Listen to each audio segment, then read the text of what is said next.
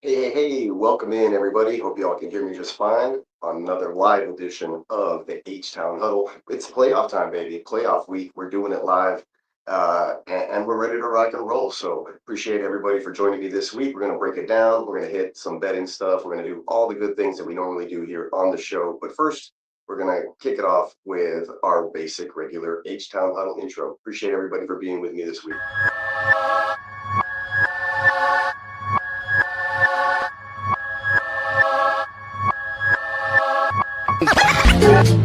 I'm Texas forever. All these structures make me anxious. Look, I'm just tryna f you, not them hoes you came with. Pull up on 6, slow, loud and banging. Yeah, Texas forever, still twisting my fingers. Texas forever, you speaking my language. Look, all in the day, but the Wednesday. Out in the field tryna score me a deal. Put my name by that X like I'm Kimbe. I do it off of my team, just a young covered in green like I'm Dende. We ain't compadres comprende.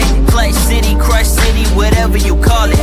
I stay with my friends, stay hands in, never hand out. Look, I had it, go get it, my everybody say I'm the man now. Wrist moving in and out the kitchen, my might pull up on 6 in the whip, whipping it.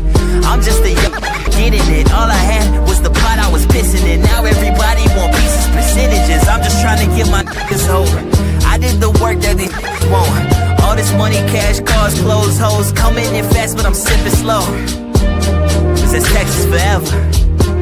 You already know. It's boy down there. Texas forever.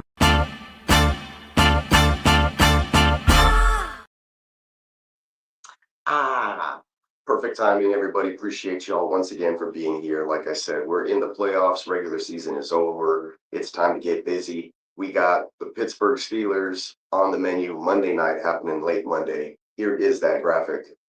Wildcard preview, playoff preview. It's going to be a wild one. This is the last game of the weekend. We're going to get to watch all the other football happen before this happens. Really stoked, but can't wait, obviously. So let's get into it here. Let's go ahead and do that. So once again, welcome in. Appreciate everybody. Make sure you're hitting the like and subscribe button. Giving my fellow colleagues a follow at the GWN Network. Make sure you hit the like, hit the subscribe. We're going live on Tuesdays, Fridays, doing all the live watch parties, various other shows happening throughout the week. So we're coming at you with all the goodness. So make sure you guys are hitting that up, staying up to date and relevant with everything that we are doing out here with the GWN fantasy football. We got playoff drafts happening on the weekends. They just finished wrapping up a couple of drafts right now. So we're ready for the second part of this season, well into the off season. Going to get you guys hooked up with all those fantasy championships. Got a lot of my brothers out there who got the title, brought that home. And it's no coincidence because we're doing it all together. We're out here talking these fantasy isms. So like I said, appreciate y'all for rocking with the show. Make sure you hit the like and subscribe, and let's get it. All right, so jumping right into it, baby. Jumping right into it. Welcome back, H Town Huddle, home of Texans talk, real analysis, real energy, baby. Today we're breaking down the Texans versus Steelers wildcard matchup, and let me tell you, the numbers, the film, the betting markets, all point to one thing. Houston is walking into this game with the momentum, the swagger, and the statistical edge to pull out the victory. So let's take a look at the matchup overlay real quick. We'll start with the basics, the tail of the tape. Houston Texans, 12-5 record. 9-game winning streak that they're riding coming into this one. 23.8 points per game, which is a little higher than I kind of expected, and 327 yards per game as well. On the other side of the ball, the Steelers riding a 10-7 record. They're AFC North champs. We saw that happen with a swing of the leg, a move of the football, looked like it was video game controlled, took a random hook, but here they are. Baltimore Ravens missed the kick. Harbaugh's fired. Steelers are in. Tomlin continues his run. AFC North champs. They're averaging 23.4 points a game and 305.6 yards a game as well. So interesting matchup. Offenses are both kind of a little sluggish, 23 points per game roughly. Nothing to go, running home and tell mom about or anything like that. But these teams built to play tough football in this type of weather. Speaking of, Texans will be traveling up there. It's going to be in Pittsburgh, outdoors. They will be wearing the white uniforms that you see right there on the screen. There's Mr. Will Anderson, who should be a key factor in this game. We'll get into that here momentarily, in a little bit more. But yeah, they're going to be iced out for this game. Should be pretty good to witness. I don't know what Steelers are wearing. My guess is they're going to be wearing the dark tops, dark jerseys for this particular matchup. It only makes sense if the Texans are going to be iced out. So, side by side, you're looking at those teams on offense, kind of similar. But let's talk about the guy that everybody, I think, is really watching in this matchup, and that's going to be CJ Stroud. Everybody likes to talk about him. It's his third playoff trip, 3 years in a row with the same head coach, putting up another 10-plus win season, and yet the talk about CJ Stroud is, can he do it? Is he ready to rock and roll? The offense looks horrible. Let's fire the offensive coordinator. They're not scoring enough points. They're being carried by their defense. Hey, CJ, statistically, not a bad season. Let's talk about the PFF-backed strengths from CJ Stroud, right? So we're going to talk about CJ Stroud versus the Steelers defense first, and then we'll go on to the rest. But Stroud's been everything for the Texans and a little bit more. He has elite clean pocket efficiency, one of the lowest turnover-worthy play rates in the entire NFL. So he's very careful with the football. I know last time we were talking, we saw that game versus the Chargers. He's a little careless there. Towards the end of the second half, I think after they had a lead, he was kind of just letting things fly. We saw how they mixed things up in zone, and they kind of confused them a little bit there. Still made it the offense a little bit, but able to muster up some points and some yards in that second half and end up getting the win versus the Chargers. But they started off really hot, and CJ has the capability to turn on that button. The thing is consistency. Can he do it for a whole 4 quarters? And I don't think we've seen it this year. You probably have to go back to maybe his rookie season when we kind of saw that happen a lot more consistently. But looking to this weekend and all that stuff, CJ Stroud still putting up great numbers, still pretty good statistically. If you look at him in the intermediate accuracy, middle of the field, just nothing super deep, nothing checked down. He's really good. His season stats in that area: 3,041 yards, 19 touchdowns, 8 interceptions, 64.5 completion rating. So CJ Stroud's no pushover. There's a reason why, he's been able to mitigate mistakes. Talk about the 8 interceptions to the 19 TDs. So, the 2-to-1 ratio is really good in the favor of the touchdown. So that's what you like to see, especially with a team with a defense that's so elite and leading you in that way. If you can just take care of the football and put up some points here when expected, then the wins are going to come. And that's why we've seen the Texans with a 9-game win streak. Meanwhile, Pittsburgh's defense, they bring something that's more they've been built to disrupt quarterbacks. That's the way that this defense has been put together. They have 48 sacks, that's 6th in the NFL, 15 interceptions, and they're plus 12 turnovers differential rate. So really good defensive unit there for Pittsburgh. We saw what they were able to do versus Baltimore last week in that island game for the NFC North Championship. So it is what it is there. Shout out to my brother Lee. Appreciate you for tuning in, Lee. Yeah, guys, you got things you want to mention, stuff you want to throw out there in the chat. Make sure you're doing that. I also forgot to mention, make sure you stop it on over at neonpeacockmerch.com. I have this shirt from, I don't know, maybe 4 or 5 years ago. Has Tank Dell on it. Still great condition. Wash it, throw it in the dryer, put it on. Fits like a glove still. So make sure you're getting all your merch at neonpeacockmerch.com. Go ahead and check that stuff out. Got lots of new things out there on the website for you guys. So appreciate that as well. Appreciate you too, Lee. Back at it. Where were we? Yeah, we were talking Steelers defense, as a matter of fact. So like I mentioned, the Steelers defense, 47, wait, did I read the right part? I'm sorry, yeah. 48 sacks, 6 in the NFL, 15 interceptions, plus 12 in the turnover differential. But the Texans defense, they've been even better than people realize. Now, the Texans defense has quietly become one of the most dangerous units in the entire league. And their stats are nothing to be scoffed at. Do I have any graphics I can throw up there for you guys to look at while I'm talking about the Texans defense real quick? Let's see. Yeah, sure, why not? Let's look at the splash rate right there. And this is a player's ability to kind of wreak havoc and go in there and disrupt some defenses. And, in the top 7 players, you have 2 defensive players for the Texans, elite defensive pass rushers in Will Anderson Jr. and Daniil Hunter, of course. And then you have quotes from Jalen Petrie about the Texans defense just being one of the greatest. This says, God is great, or is the greatest, but the Texans defense is maybe second. Killer quote right there from a man and a team that loves to push their faith in God as well. So Lots of good stuff happening with the Houston Texans defense. We'll get to Will Anderson in a bit, but there's another graphic for you as far as his disruption rate and things that he can do. Just a quick brief preview mention. We've had some defensive players of the week and then some special teamers. This is the 3 straight weeks of Texans having AFC players of the week. So that's just to show you that they're humming on in different facets of the game, not just the defense, but special teams as well. And then we see the offense kind of, doing enough to carry them to victory. And talking about that, the offense, there's 28 wins for CJ Stroud in his first 3 seasons. I think that puts him at number 2 behind John Elway on that list. So very impressive stuff from CJ Stroud.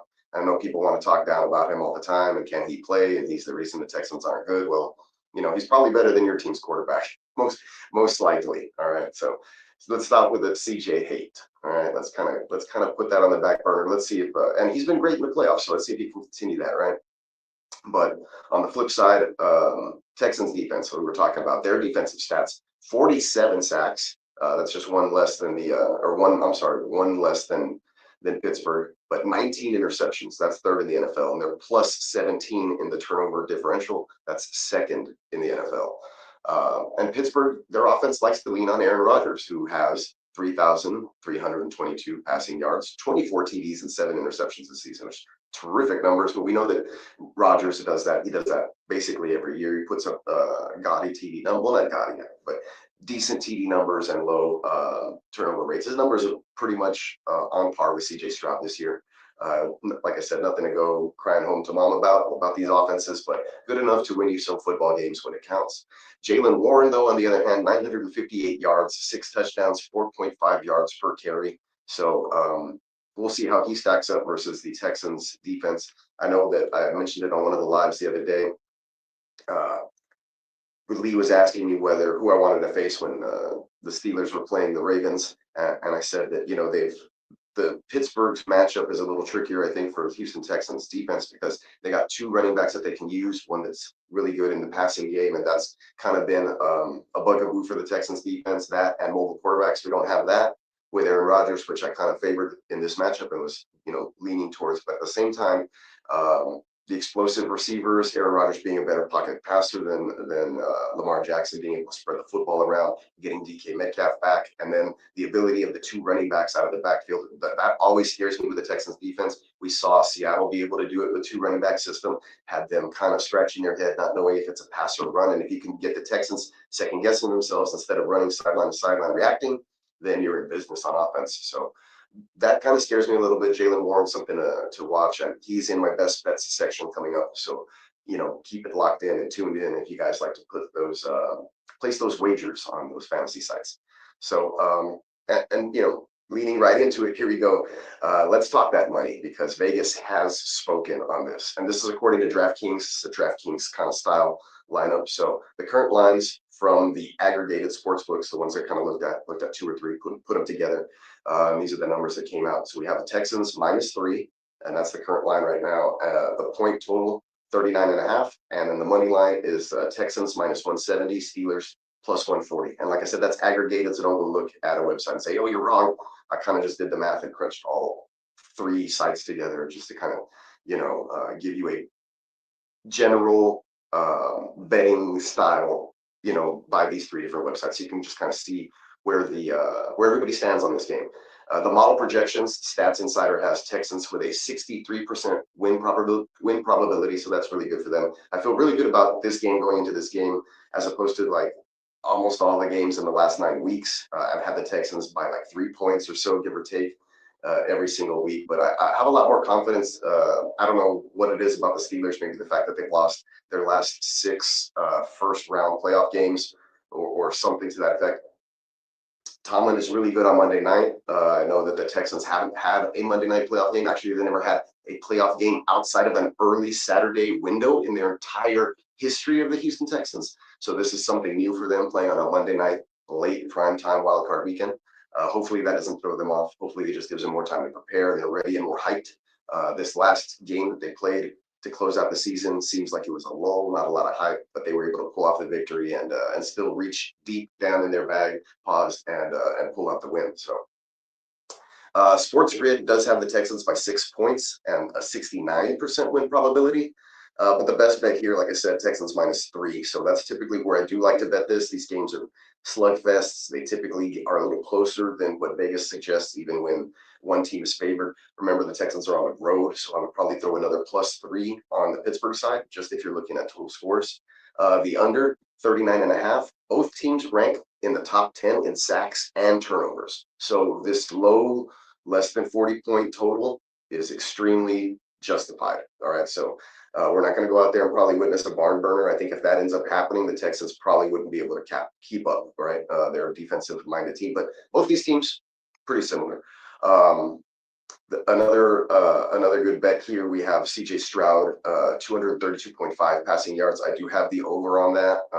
Steelers allow big chunk plays. The reasoning for that is because the Steelers allow big chunk plays, and Stroud kind of seems to thrive under pressure. Every time it's like 3rd and 17 or 3rd and super long, he ends up making a big time, precise, high pressure throw, and they end up picking up a first down. I don't know how he does it. It's horrible to watch if you're a Texans fan. Heart rate's going up and down, but he pulls it off, and he does thrive under pressure in those high pressure situations. So ever since the Steelers moved Jalen Ramsey to try to help solidify the back end of their safety positioning over there, they've just been giving up big plays. So I don't really know what that's about. Ramsey, I did see him this last game as well, kind of like looking around, looking for help. Zay Flowers completely ate versus them in this last game. So hopefully Nico Collins, coming off that rest game, didn't play this last week, gave the younger guys a chance to kind of bolster their stats and their play snaps. Guys like Higgins and Knoll, things of that nature. Christian Kirk's still kind of just been a bit player here and there. Don't know if he returns next season, but we'll get there when we get there, right? But yeah, going back to it, Jaylen Warren, I think I saw Bogey here in the chat saying big Woody Marks a game this week. Pause. We'll see. But I'm expecting something a little bit more from Jaylen Warren, to be honest. Going back to my notes here. Jaylen Warren, anytime TD from Sports Grid projection is 0.7 TD probability. That's almost a 1. That's like almost a hit. So Jaylen Warren, the touchdown for the Pittsburgh Steelers, the points coming for the Pittsburgh Steelers via Jaylen Warren, pretty good bet on that. So check that on your betting lines, on your betting sites if you guys are doing anything like that. Disclaimer, I'm not telling anybody to go bet on any particular site or throw their money. If you have a gambling problem, please seek help. I'm not a professional sports guy or anything. I'm just throwing numbers out there for you to do that what you will. But yeah, we're getting down to the nitty gritty, folks. Here we go, H Town. It's time for the fun part. So let's put the numbers aside. Just wipe those away, all those things, those little breakdowns that I gave you, and let's talk about what I think is going to happen. So I'm going to give you 5 bold predictions to give you quick reasoning for it, and hopefully I can clip that, and use these for the shorts throughout the weekend. You guys go ahead and make sure you hit the like, subscribe, share those with your Pittsburgh or Texans fans and see if they agree or disagree with me on those particular takes. But here we go. Bold predictions. Bold prediction number one.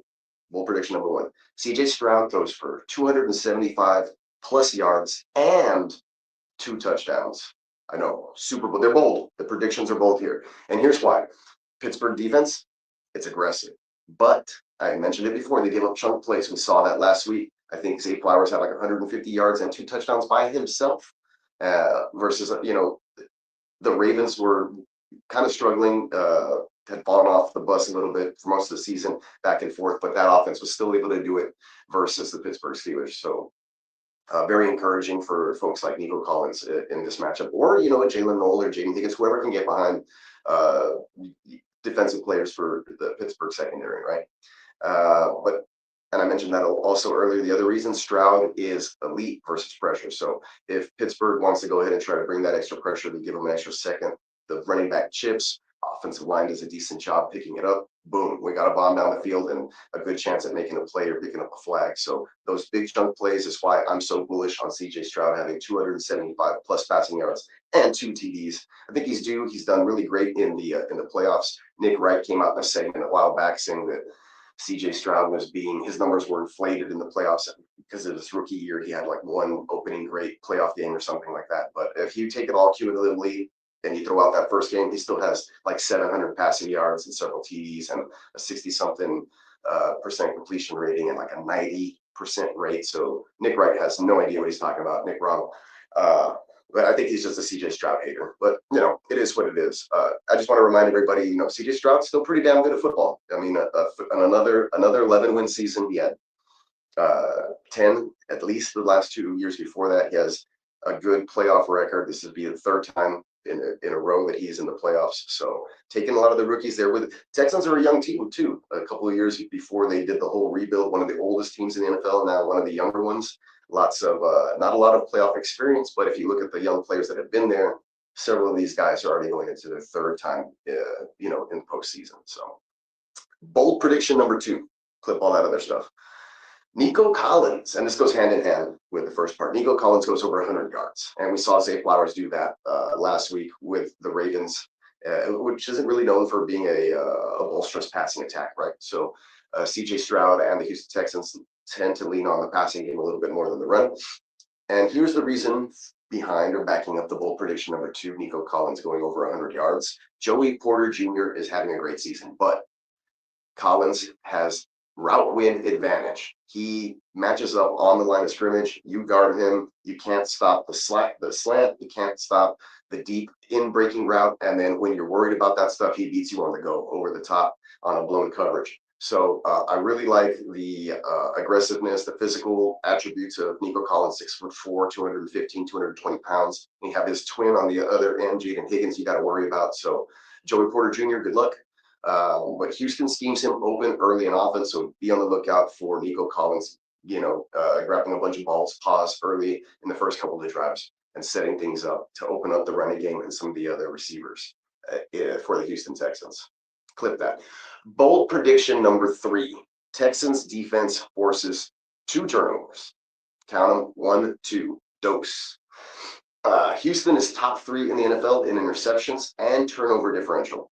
And we know that Aaron Rodgers has struggled this season when pressured up the middle. So this defense is going to be built to capitalize. We're going to see the front 4 put a lot of pressure. Edge rushers, nightmare fuel, Will Anderson Jr. and my guy Danielle Hunter off the edge, funneling things up the middle for guys like Danico Autry and all the other DTs in there, Mario Edwards, whoever it may be. Actually, Mario Edwards probably comes off and plays on the edge, but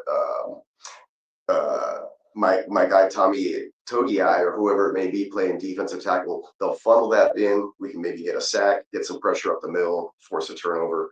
The things that the Texans like to do, especially with that front 4, they rush as a team, they rush as a unit. They keep contained really well. You can't run outside zone on them. You can't run up the middle.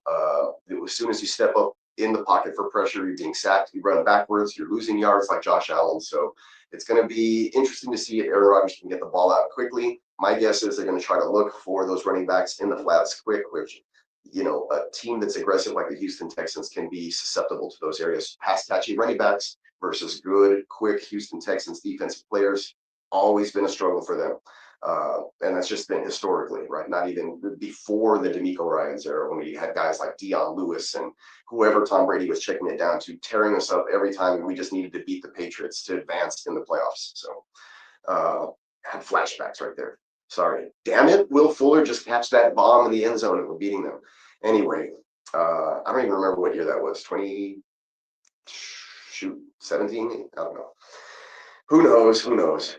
Patriots in the playoffs again this year. I hate to see that. At least the Ravens are out, folks, and we're playing the Steelers instead of the Ravens. I think if we were playing the Ravens, I'd be much more worried about the matchup, even though probably less to be worried about, honestly. You just got to stop the run with Derrick Henry instead of both running backs, right? Zay Flowers, you focus in on. Over here, it's kind of like Rodgers spreading the ball around. Arthur Smith, he doesn't even know what he's doing, so what's the Texans defense going to know what they're doing? So they just need to play within themselves, keep their technique, right? Know what they're doing, communicate. We saw some defensive communication breakdowns with some of the other safeties they were trying to play in the absence of our guy, Jalen Reed, the rookie, who has come back from the IR and will most likely start. And there's the injury report, sorry. But yeah, he's been activated off the IR. He should be good to go. Kamari Lassiter didn't practice the other day, but he expects to be full participant, just resting his knee. So I expect the Texans defense to be a full go. Aziz Alshire being out there, green dot, ready to rock and roll. We already talked about Jalen Petrie being an X factor, saying that the Texans defense probably the second greatest thing to God. So And on God, let's see if they can just pull this off, man, and get that third playoff win, CJ Stroud's career, get to that next level, and then that all-important game versus whoever it may be to get to where the Texans have never been before in an AFC championship game. So there it is, folks. Sorry for being so nerdy about the whole situation. That's where we come from. That's what we do here. We give you the analytics, we give you the PFF breakdown, and then I kind of give you what I like to do. But I got a couple more bold predictions before we go. Let me take Davis Mills off the screen. I know that homie was asking about Woody Marks. We'll get to him. I promise. But continuing on, bold prediction this is number 4, number 3. Number three was the 2 turnovers by the Houston Texans defense. So number 4, Will Anderson Jr., and this probably goes hand in hand with the defense. 1.5 sacks this game. Pittsburgh offensive line has been inconsistent in pass protection. Will Anderson Jr.'s motor and his playoff energy equals a breakout performance. He is, like you saw earlier on that splash play percentages, he is just elite. Nobody else even comes close in a lot of those categories. His win rate, he has a full arsenal. He compared himself to a pitcher in baseball. And when he first came out, he just had, he was a closer. He just came out and he had the fastball, and he was just beating you with a speed rush. But now he has a little bit of finesse. He put in the spin move, the changeup, the curveball, and now he says that he has a full arsenal of pitches when he's back there rushing the passer. So I have all the most confidence in Will Anderson Jr. with the playoff energy, with his motor, having a breakout performance. Week 1, wild card weekend versus Aaron Rodgers, getting 1.5 sacks this Monday night. Clip that. Here we go. Bold prediction number 5. Last prediction. And this one, super bold because it's a rarity that this has happened, but it has happened. Happened versus the Chargers. Happened last week as well. So bold prediction number 5. Texans will lead this game wire to wire. No trailing. No comeback needed to pull this one off. Late second field goal fiascos, whatever. Houston's going to set the tone from the beginning. Opening drive, and they're never going to give it back. They're going to set the tone, maybe not cruise, maybe go back and forth, answer for answer, but they should have a cushion to have a nice lead wire to wire and win this football game. Boldest prediction I've probably ever done. All of my predictions have been Texans squeak out a win by 3 points, super close, blah, blah, blah. I feel like this matchup, they should come in there in Pittsburgh Monday night and handle their business. So, clip that. All right. And now, the moment you've all been waiting for. I know it. Here it is. Drum roll. Final score prediction based on all the analytics, the matchups, the betting markets, and the momentum. That's a big one, the momentum. Final score, Texans 23, Steelers 16. I was going to say 19. Kind of pull it in a little bit, give them that 6-point cushion that the betting lines are like, but this is why this score fits. The total of lines were the 39.5-point over-under. Had I given the Steelers an extra 3 points or taken 3 from the Texans, it could have made it work. But in order for the Texans to win, they got to hit 20, and their opponent needs to score less than 20. So 23-19 would have pushed us over the over. They haven't really done that much this season. A lot of the stuff has been hitting the under and in the Texans' favor. So 23-16, Houston Texans on top. 39.5-point over under. That it's going to align with that right there. The Texans have the more efficient offense. The defense is top 3 in turnovers. Pittsburgh struggles to finish drives. I know that Houston Texans struggle in the red zone, but they've been able to at least come away with points with Kenny Fairbairn, which is why I'm giving them 23 instead of 26 or 29. Taking a couple touchdowns away and adding those for kicks.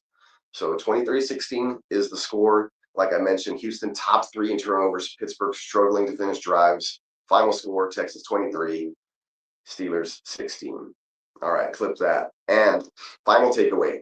The numbers, the models, the sports books, the analytics, they all point in one direction. The Texans are the better team. And they should win this football game. All right.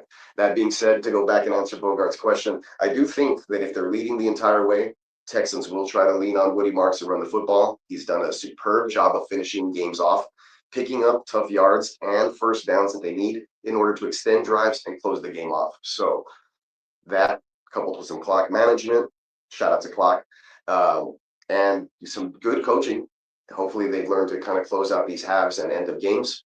I think the Houston Texans should take care of business on Sunday. All right, folks. I am still at work pushing this one off. I have a really busy weekend, so I just wanted to get that out to you. We did a quick 30-minute huddle. I appreciate everybody who's in the chat. Like I mentioned, make sure to like and subscribe to all the GWN channels, the neonpeacockmerch.com website.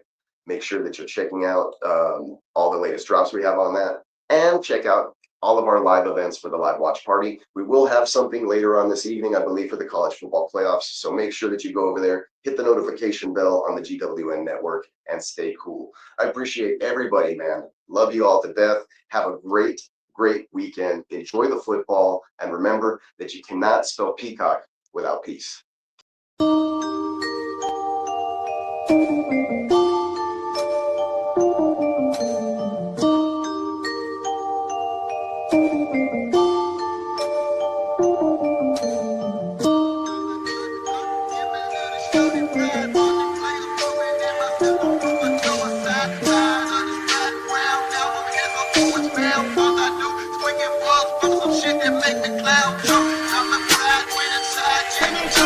It's special. We started practice.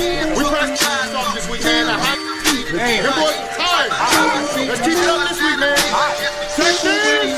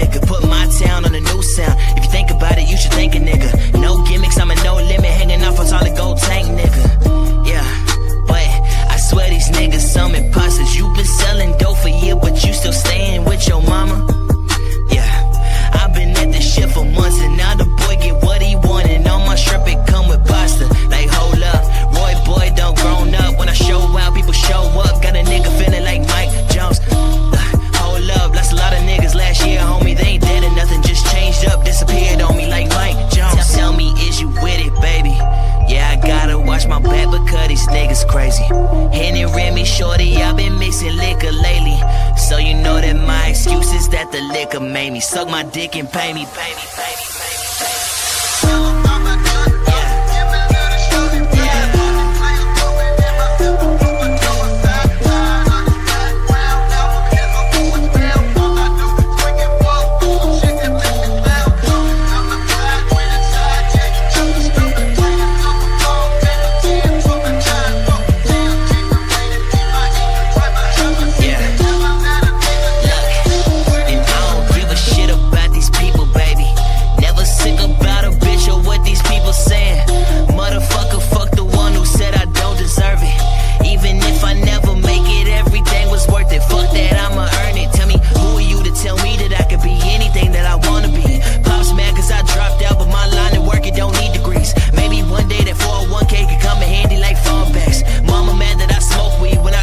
She don't call back like, damn. And my brother's always busy. That's why shorty fucking with me. She the only one that give me. Yeah. And I rolled this here for 2. I just hop up in the whip. I hit up 6. She smoking with me. Little bitch.